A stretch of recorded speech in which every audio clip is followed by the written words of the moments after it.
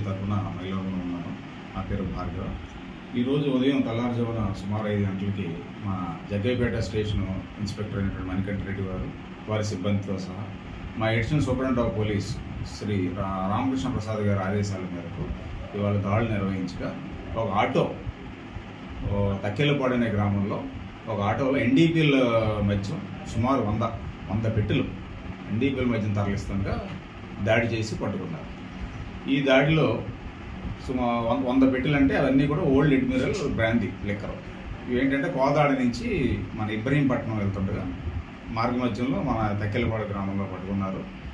దీంట్లో ఒక వ్యక్తి ఆటో ఓనర్ కమ్ డ్రైవరు అతనే రవాణా చేస్తున్నాడు. ఇతను కిరాయి ఇచ్చారు. ఎక్కడంటే కోదాడలో కిరాయి మాట్లాడుకొని ఇతనికి ఇబ్రహీంపట్నంకి సరుకు దింపమని కిరాయి ఇచ్చి పంపించారు.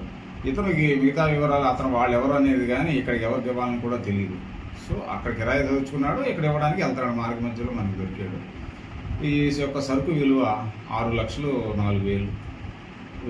బండి ఆటో యొక్క వాల్యూ 40,000. సుమారు అంటే 2 మీటర్ మీద 6.5 లక్షలు రెండింటి మీద యొక్క వాల్యూ నిర్ధారించడం జరిగింది. అతన్ని అరెస్ట్ చేసి వాళ్ళ కోర్టుకి రిమాండ్కి తరలించడం జరుగుతుంది. ఈ తదుపరి ఈ